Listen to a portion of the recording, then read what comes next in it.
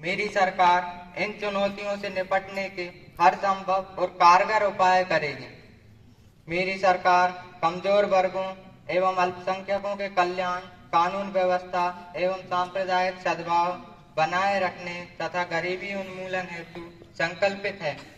हम विकास के पथ पर अग्रसर हैं। जय हिंद।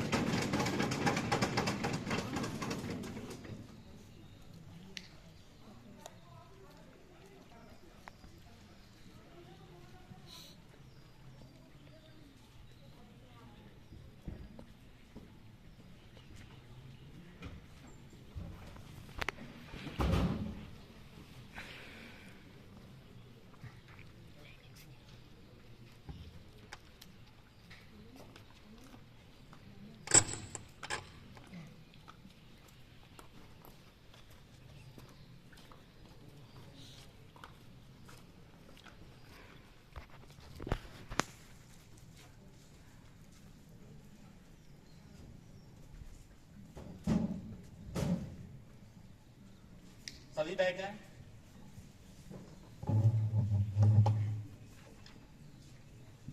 कृतज्ञता ज्ञापन प्रस्ताव।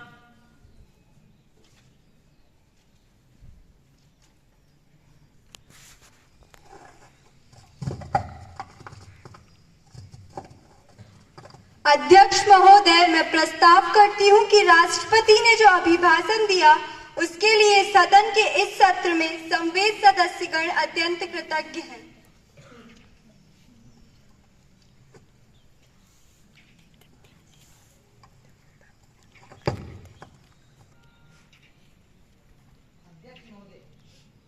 अध्यक्ष महोदय, मैं इस प्रस्ताव का समर्थन करता हूं। प्रस्ताव प्रस्तुत हुआ है कि राष्ट्रपति ने जो अभिभाषण दिया उसके लिए लोकसभा के सत्र में सभी सदस्यगण अत्यंत कृतज्ञ हैं।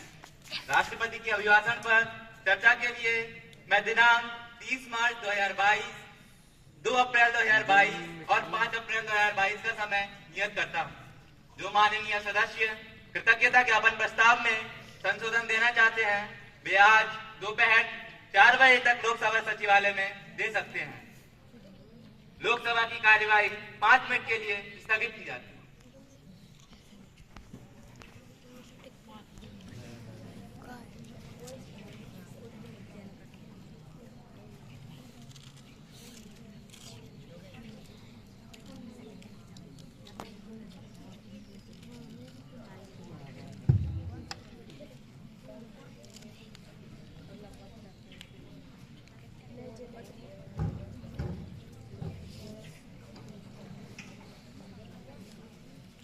सभी बैठ जाएं। प्रधानमंत्री केंद्रीय मंत्री परिषद में सम्मिलित हुए नए मंत्रियों का परिचय कराएं। माननीय अध्यक्ष महोदय, बड़े ही हर्ष का विषय है कि मैंने मंत्री परिषद में श्री प्रखर मिश्रा को सम्मिलित कर उन्हें गृह राज्य विभाग का दायित्व सौंपा है।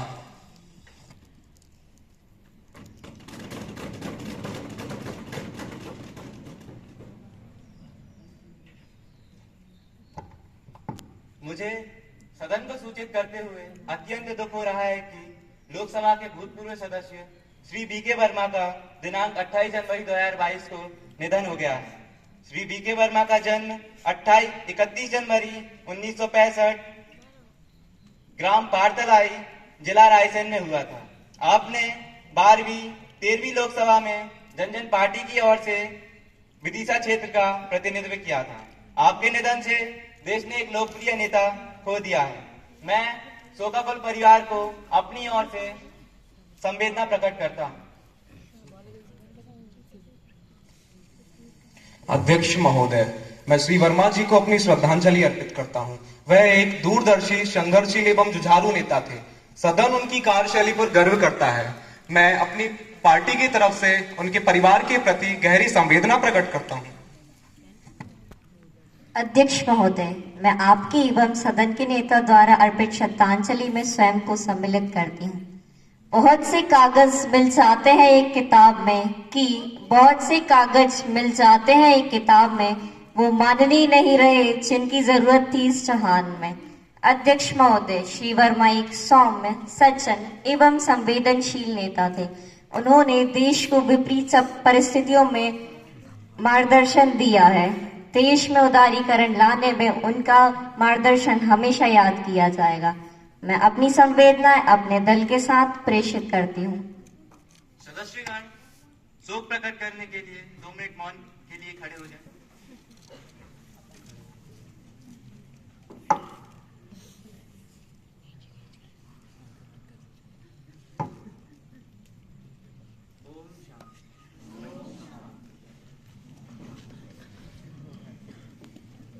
महासचिव, आप शोकाकुल परिवार को सदन का संवेदना संदेश भेज दें।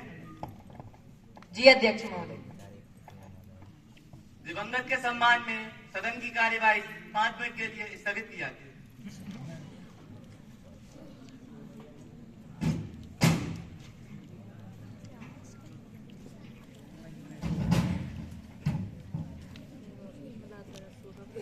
सभी बैठे हैं। तारांकित प्रश्न क्रमांक 415 दूसरी नीलू राय।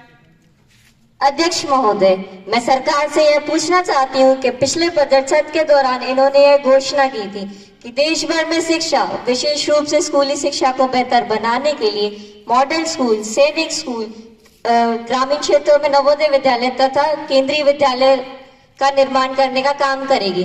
अतः मैं सरकार से यह पूछना चाहती हूँ कि उन घोषणा का क्या हुआ? कहीं यह भी अन्य घोषणाओं की तरह कागजी तो नहीं? माननीय शिक्षा मंत्री सुश्री आशिका धाकर।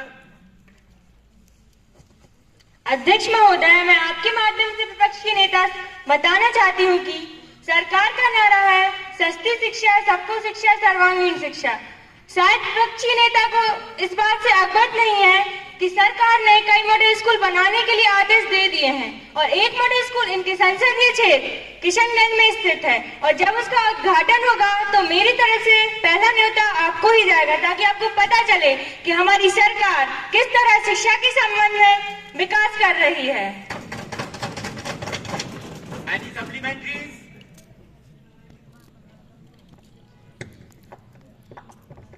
माननीय अध्यक्ष महोदय, मैं सरकार से यह पूछना चाहता हूं कि हमारे बच्चों के जो कि देश का भविष्य है उनके स्कूल कब से खोले जा रहे हैं? उन्हें ऑनलाइन मोड में कई प्रकार की दिक्कतों का सामना करना पड़ रहा है। अध्यक्ष महोदय, मैं आपके माध्यम से विपक्ष के सदस्य को बताना चाहती हूँ कि सरकार देश की जनता को देश की पूंजी मानती है। हम बच्चों के स्वास्थ्य और उनके जीवन के साथ समझौता नहीं कर सकते, इसलिए उचित समय आने पर स्कूल और कॉलेज अवश्य खोले जाएंगे ताकि इसका भविष्य है। अल्प सूचना प्रश्न क्रमांक 16 सुश्री महिमा रजक। माननीय अध्यक्ष महोदय, मैं आपके माध्यम से सरकार से पूछना चाहती हूँ कि देश में लगातार बढ़ते प्रदूषण से निपटने के लिए सरकार सिर्फ घोषणाएं करेगी या कुछ काम भी करेगी? स्वच्छता शेष लगाकर आखिर उसका उपयोग कब करेगी? मैं जनता के मन के उद्गार कुछ पंक्तियों के माध्यम से सरकार को निवेदन करती हूँ कि धरा पे चंदा की चांदनी और गगन पे तारा नहीं मिलेगा, कदर जो कुदरत की ना हुई तो कोई नजारा नहीं मिलेगा। हवाओं ने लिखी जिंदगानी, हमारी सांसें ये कह रही हैं, कहीं नजारा नहीं मिलेगा। हरा भरा ना हो ये जहां तो कहीं गुजारा नहीं मिलेगा। कृपया आप अपने प्रश्न पे आइए। बस 2 मिनट महोदय जी। वायु के घुल रहे जहर से देश की राजधानी शामिल भारत के 45 शहर बुरी तरह से जूझ रहे हैं। दिल्ली तो गैस चैम्बर बन चुकी है।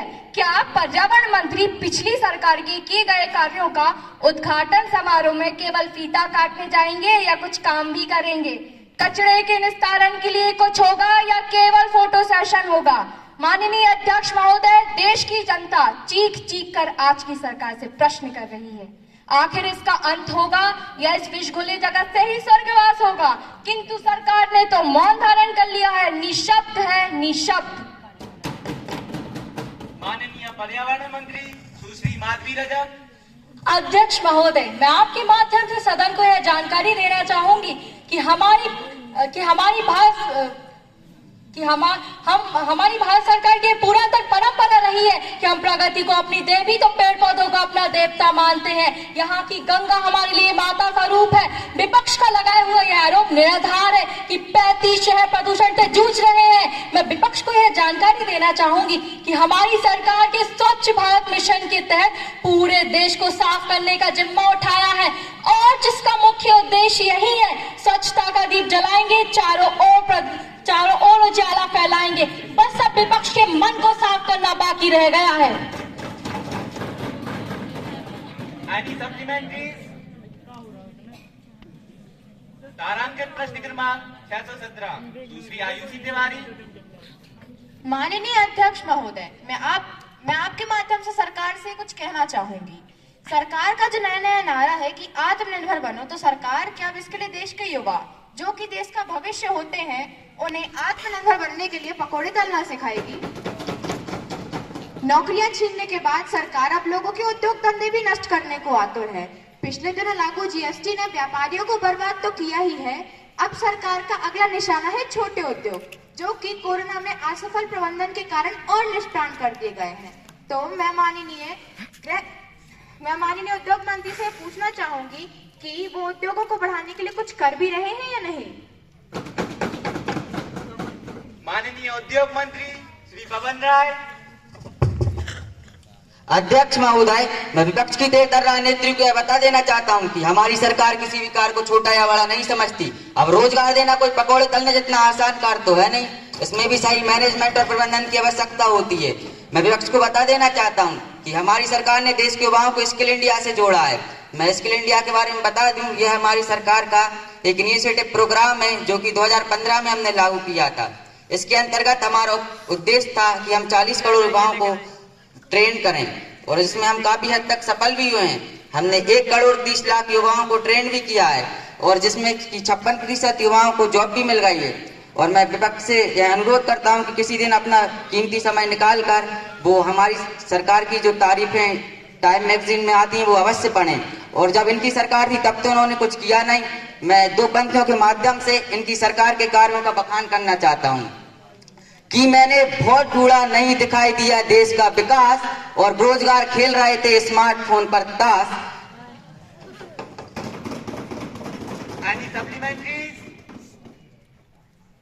महोदय, मैं आपके माध्यम से सरकार के मंत्री से यह पूछना चाहता हूं कि अगर देश में उद्योगों का विकास हुआ है तो देश में इतनी बेरोजगारी क्यों है? 2021 के ताजा आंकड़ों के मुताबिक 53 मिलियन युवा बेरोजगार हैं। क्या सरकार सदन को यह बताने का कष्ट करेगी कि युवाओं को रोजगार कब तक मिलेगा?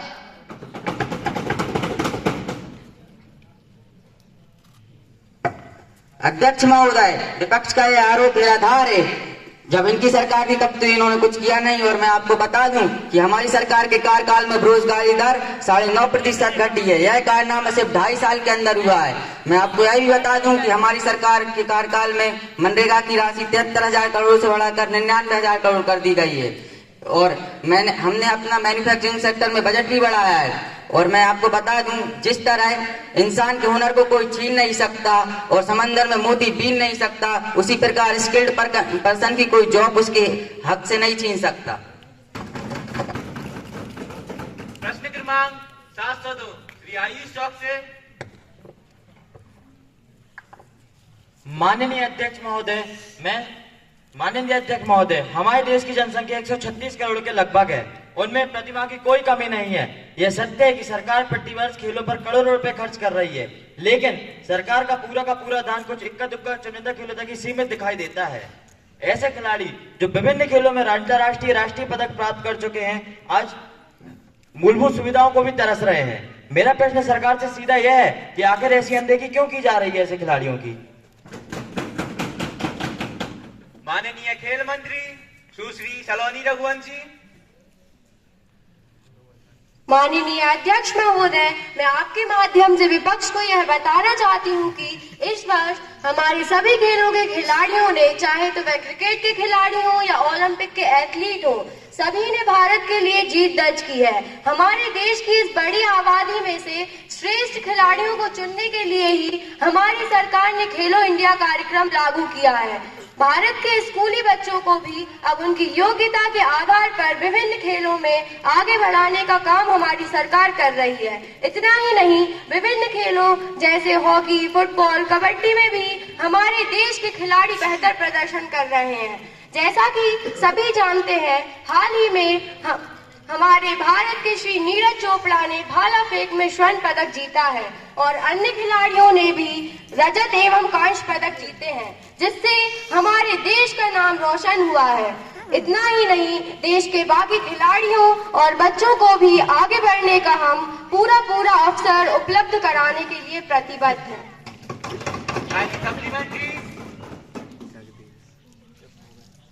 प्रश्न क्रमांक 856 श्री सत्यम धाकर। महोदय, मैं आपके माध्यम से कृषि मंत्री से यह पूछना चाहता हूं कि कहां तो हमारी महान सरकार किसानों की आय दोगुनी करने की सोच रही थी और कहां आज किसान सड़कों पर आंदोलन कर रहा है। भारत की रीढ़ की हड्डी माने जाने वाला किसान आज सड़कों पर बारिश, ठंडी, गर्मी की मार झेलते हुए प्रदर्शन कर रहा है। क्या सरकार अपनी शरण वंदना के आगे कुछ देखना नहीं चाहती है? क्या सरकार किसी बड़ी अनहोनी की प्रतीक्षा में है? माननीय कृषि मंत्री श्री गिरीश परमार। महोदय जी, मैं विपक्ष की किसानों की प्रतिनिधिता से बहुत प्रसन्न हूँ। चलो इसी बहाने इन्हें याद तो आया कि हमारे देश में किसान भी हैं, जिनके लिए हमारी सरकार ने 3 ऐतिहासिक कानून बनाए और ये 3 ऐतिहासिक कानून छोटे किसानों के हित में है। रही आंदोलनकारी किसानों की बात, तो मैं बता दूं कि हमारी सरकार को सुप्रीम कोर्ट से एक आदेश प्राप्त हुआ है और सुप्रीम कोर्ट की निगरानी में एक 5 सदस्यीय कमेटी गठन किया गया है, जो न केवल किसानों से बात करेगी, उनकी समस्याएं समझेगी, बल्कि उनको कृषि बिल समझाने का प्रयास भी करेगी। हालांकि हमें संदेह है कि विपक्ष इस आंदोलन को हाईजैक करने का प्रयास कर रहा है।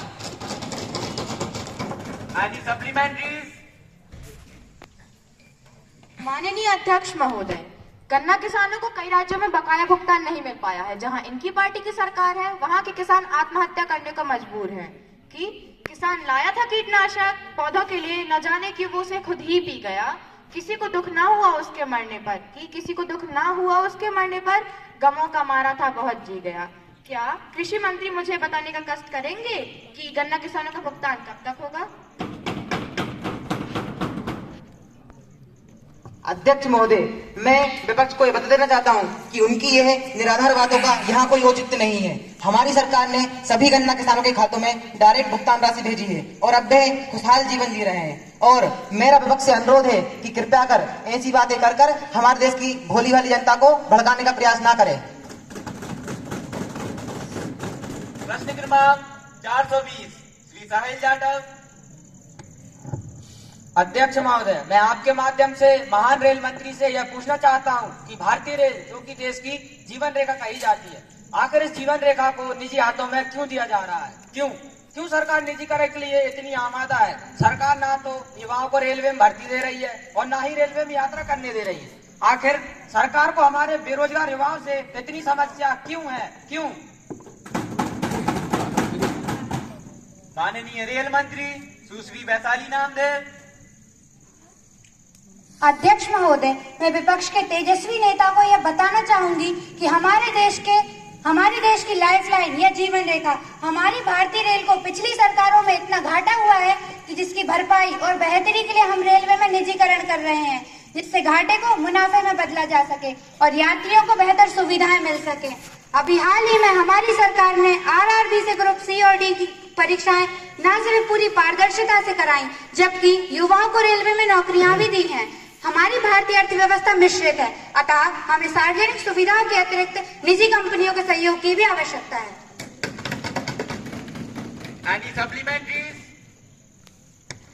भारत में बुलेट ट्रेन का सपना दिखाने वाले और कितने दिन तक हमारी जनता को सपना दिखाएंगे? अध्यक्ष महोदय, मैं विपक्ष को बोलना चाहूंगी कि अभी तो आगाज किया है तो मंजाम क्या देखोगे? देश को बैलगाड़ी देकर विकास का जायजा क्या ही लोगे? हमारी सरकार में चीन और जापान के सहयोग से कार्य तीव्र गति से आगे बढ़ रहा है और 70% कार्य पूरा भी कर लिया गया है। आप इतने विचलित ना हो, आपको जल्द ही बुलेट ट्रेन में सफर करने का मौका मिलेगा। प्रश्न क्रमांक 740 श्री जगदीश मालवीय। महोदय, मैं आपके माध्यम से सरकार से यह पूछना चाहता हूं कि सरकार के दावे तो बड़े हैं और हकीकत कुछ और ही दिखती है। सरकार पाकिस्तान से बातचीत पूरी तरह से बंद करके बैठी है, जिसके कारण कश्मीर जैसे मुद्दे, खासकर पीओके का मुद्दा आलंबित है। इसके अतिरिक्त सरकार तालिबान के विषय पर भी भारत की स्थिति स्पष्ट नहीं कर पा रही है। क्या सरकार इन विदेशी मुद्दों पर देश को कुछ बताएगी?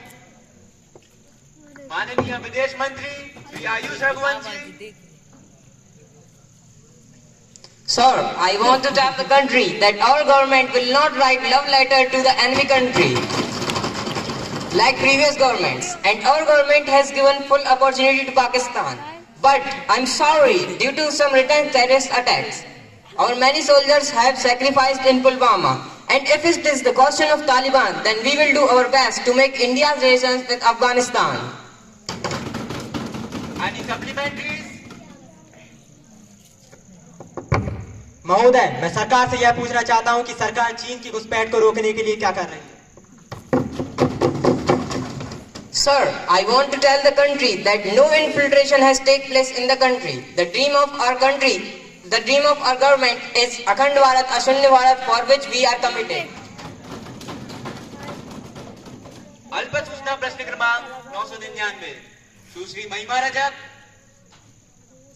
माननीय अध्यक्ष महोदय, मैं आपके माध्यम से वित्त मंत्री से पूछना चाहती हूं कि शिक्षा, स्वास्थ्य और विज्ञान अनुसंधान में लगातार बजट कम कर दिया जा रहा है, तो ऐसे में हमारा भारत देश कैसे विश्व गुरु बन सकता है?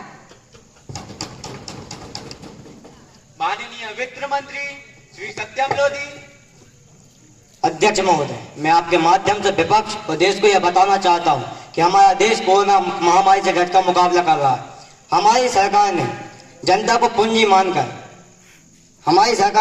पूंजी मानकर उनकी जान बचाना ज्यादा अहम समझा है। इसलिए हमने आम बजट के मदों में कुछ कटौती की है, जिसके चलते हम कोरोना से लड़ाई कर रहे हैं। इसमें हम अवश्य सुधार करेंगे।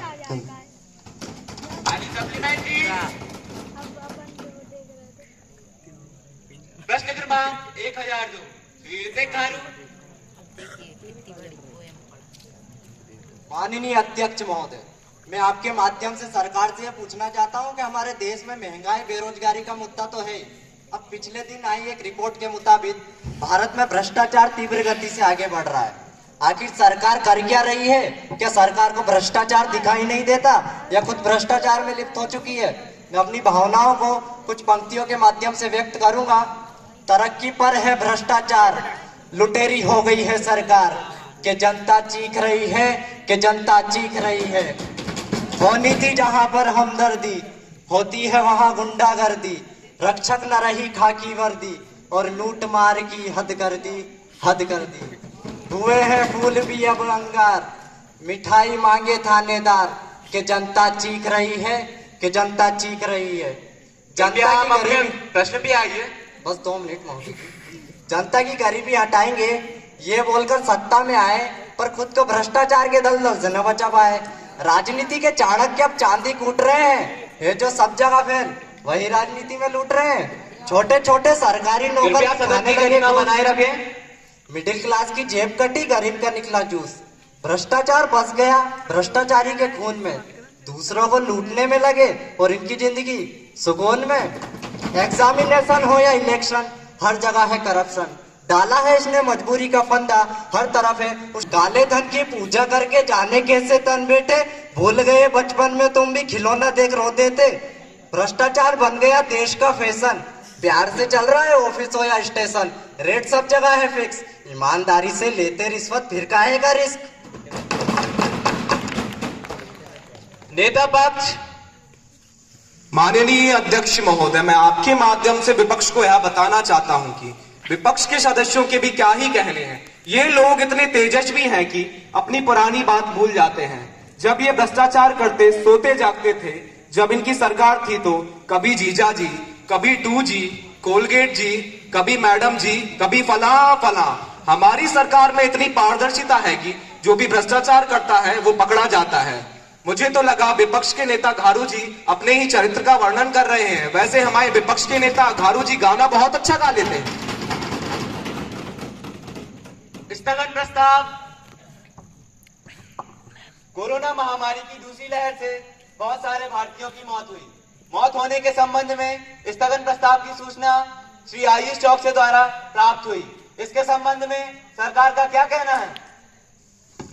माननीय अध्यक्ष महोदय, मैं विपक्ष को आपके माध्यम से बताना चाहता हूं कि हमारी सरकार ने अद्भुत स्तर पर देश की जनता की मदद की है, चाहे वो देश के मजदूरों को उनके घर पहुंचाना हो या देश की जनता को रोजमर्रा की वस्तुओं को उपलब्ध कराना हो।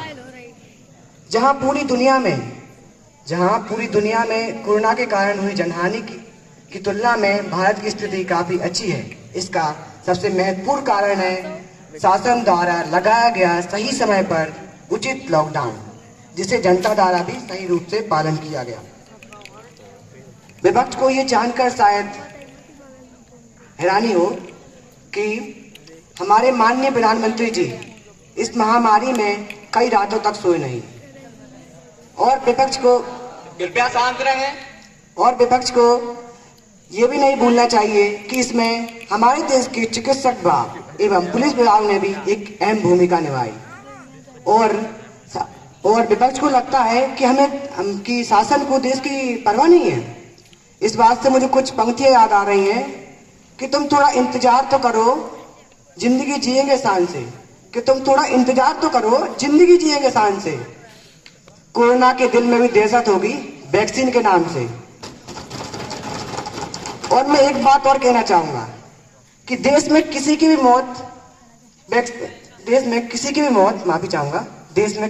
मौत ऑक्सीजन की कमी से नहीं हुई। अगर विपक्ष के पास इसका कोई आंकड़ा है तो उपलब्ध कराए। और विपक्ष को जानकर शायद खुशी भी हो कि हम रिकॉर्ड स्तर पर कोरोना वैक्सीनेशन करा चुके हैं। अतः माननीय अध्यक्ष महोदय, मेरा आपसे निवेदन है कि विपक्ष का स्थगन प्रस्ताव बिल्कुल ही निरर्थक एवं बेमतलब है। मुझे विशेष अधिकार भंग की सूचना श्री जगदीश मालवीय सदस्यों द्वारा मिली है कि देश में कोरोना वैक्सीनेशन की धीमी रफ्तार है। मैंने इस सूचना को लोकसभा की समिति को जांच और प्रतिवेदन के लिए सौंप दिया है। सुश्री माधवी रजक शून्यकाल की सूचना पढ़ेंगी। माननीय अध्यक्ष महोदय, संपूर्ण प्रदेश में फरवरी माह में मेगा कोरोना वैक्सीनेशन शिविर आयोजित किया जा रहा है, परंतु ग्रामीण क्षेत्रों में फरवरी मार्च माह में कटाई होने के कारण ग्रामीण इस शिविर में हिस्सा नहीं ले पा रहे हैं। महोदय, कृपया शिविर के समय में परिवर्तन किया जाए ताकि राष्ट्रीय इस योजना में ग्रामीण बढ़ चढ़कर हिस्सा ले सके। श्री गिरीश परमार सभा पटल पर पत्र रखेंगे। अध्यक्ष महोदय, मैं केंद्रीय कृषि विश्वविद्यालय इम्फाल वर्ष 2019-20 के वार्षिक प्रतिवेदन की एक प्रति सभा पटल पर रखता हूं।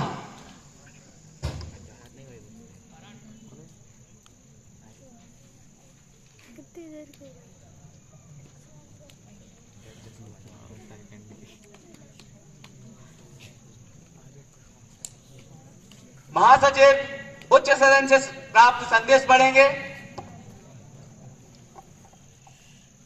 श्रीमान, मुझे निम्नलिखित संदेश की सूचना देनी है। मुझे भारतीय विज्ञान शिक्षा और अनुसंधान संस्थान पुणे के वर्ष 2020-21 के कार्यकारण की सरकार द्वारा समीक्षा की एक प्रति सभा पटल पर रखे जाने का निर्देश प्राप्त हुआ है, जो उच्च सदन से पारित किया गया है। इस समीक्षा में भारतीय विज्ञान शिक्षा और अनुसंधान संस्थान पुणे द्वारा किए गए नवीन अनुसंधान और बजट के अनुरूप कार्य करने की समीक्षा की गई है, जिससे देश में तकनीकी अनुसंधान में सुधार हुआ है। अब मुझे सदन को विधेयकों पर राष्ट्रपति की अनुमति की सूचना देनी है। लोकसभा के विगत सत्रों में पारित विधेयकों में से 2 विधेयकों को महामहिम राष्ट्रपति महोदय की अनुमति प्राप्त हो गई है। अनुमति प्राप्त विधेयकों के नाम दर्शाने वाले विवरण की प्रतियां माननीय सदस्यों को वितरित कर दी गई हैं। इन विधेयकों के नाम कार्यवाही में मुद्रित किए जाएंगे।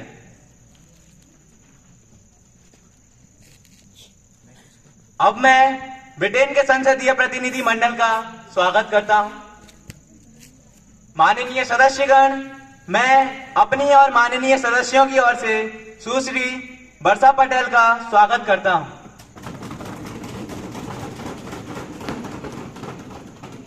आप ब्रिटिश संसद के सदस्य हैं और हमारे अतिथि के रूप में भारत की यात्रा पर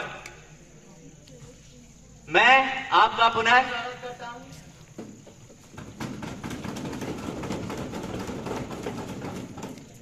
अब श्री साहिल यादव अपनी ध्यानाकर्षण सूचना पढ़ेंगे। अध्यक्ष महोदय, हालांकि मेरी इंग्लिश थोड़ी इंटरनेशनल लेवल की है, इसलिए मैं हिंदी में बात बोल रहा हूं ताकि तुम समझ सको।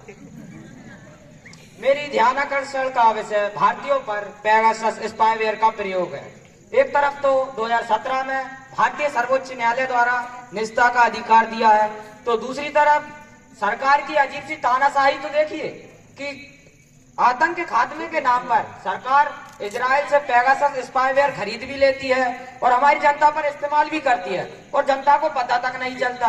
गजब है, मतलब अपने ही दल के नेता की जासूसी करा रही है। गजब है भाई, गजब है। माननीय मंत्री श्री विराजमान जी है।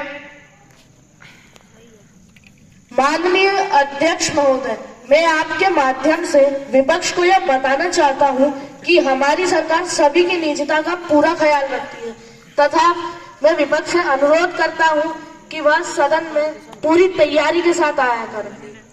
भारत सरकार ने देश की अखंडता को बनाए रखने और भारत विरोधी ताकतों के विरुद्ध कई सुरक्षा तकनीकों को आयात किया है, किंतु प्रस्तुत ध्यान आकर्षण विषय भारत की आंतरिक तथा की अनुज्ञा।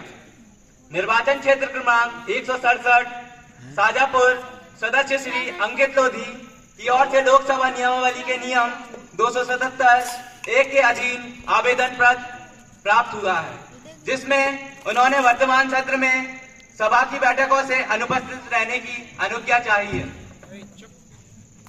उनका निवेदन इस प्रकार है। इस सत्र की शेष बैठकों से स्वास्थ्य कारणों से अनुपस्थित रहूंगा। क्या सदन की इच्छा है कि श्री अंकित लोधी को इस सत्र की बैठकों से अनुपस्थित रहने की अनुज्ञा प्रदान की जाए? अनुज्ञा प्रदान की जाती है।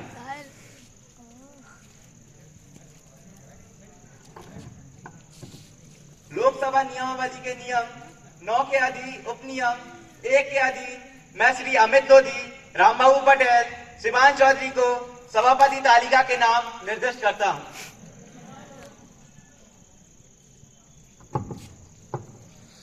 सुश्री आशिका धाकड़ सभापति याचिका समिति के प्रतिवेदन।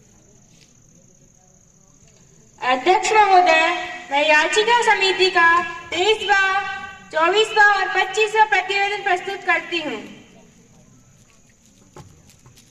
सुश्री माधवी रजत याचिकाओं का उपस्थापन करेंगी। अध्यक्ष महोदय, मैं आर्य फॉरेस्ट और बख्तवाहा फॉरेस्ट को सुरक्षित किए जाने के संबंध में याचिका प्रस्तुत करती हूँ। अब सदन में विधेयक पर चर्चा होगी। सूचना प्रौद्योगिकी मध्यवर्ती संस्थानों के लिए दिशा निर्देश और डिजिटल मीडिया आचार संहिता 2021 विधेयक। सुश्री शीतल मालवीय, मंत्री सूचना एवं प्रौद्योगिकी। देश में सूचना प्रौद्योगिकी मध्यवर्ती संस्थानों के लिए दिशा निर्देश और डिजिटल मीडिया आचार संहिता 2021 को आधार सूचित करने का प्रस्ताव करेगी। अध्यक्ष महोदय, मैं सरकार द्वारा सूचना प्रौद्योगिकी मध्यवर्ती संस्थानों के लिए दिशा निर्देश और डिजिटल मीडिया आचार संहिता 2021 विधेयक को अधिसूचित करने की अनुमति चाहती हूँ। प्रश्न यह है कि देश में नए आईटी नियम यानी सूचना प्रौद्योगिकी मध्यवर्ती मीडिया आचार संहिता 2021 को लागू करने की अनुमति दी जाए। जो प्रस्ताव के पक्ष में है वे कृपया हाँ कहें। जो प्रस्ताव के विपक्ष में है वे कृपया ना कहें। हाँ की जीत हुई, हाँ की जीत हुई। अनुमति प्रदान की जाती है। सुश्री शीतल मालवीय मंत्री सूचना एवं प्रसारण देश में नए आईटी नियम विधेयक 2021 पर विचरण का प्रस्ताव करेगी।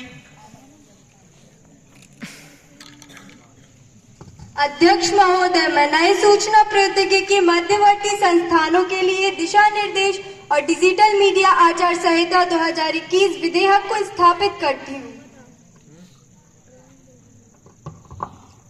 प्रस्ताव प्रस्तुत हुआ है कि देश में नया सूचना एवं प्रसारण विधेयक 2021 पर विचार किया जाए। सुश्री महिमा रजक। माननीय अध्यक्ष महोदय, इस विधेयक से सरकार का तानाशाही रवैया साफ दिखाई दे रहा है। इस विधेयक से सरकार परदेशी तरीके को त्याग कर अपनी मनमानी थोपना चाहती है, अतः मैं इस विधेयक का विरोध करती हूँ।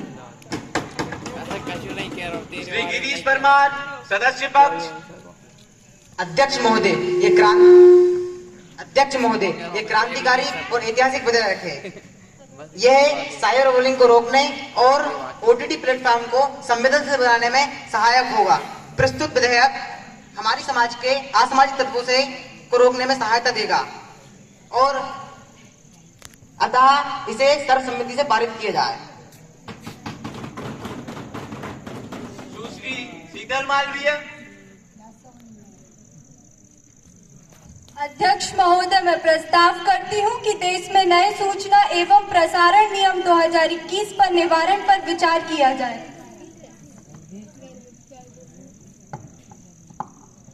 प्रश्न यह है कि मध्यवर्ती संस्थानों के लिए दिशा निर्देश और डिजिटल मीडिया आचार संहिता 2021 विधेयक पर विचार किया जाए। प्रस्ताव सर्वसम्मति से स्वीकृत हुआ।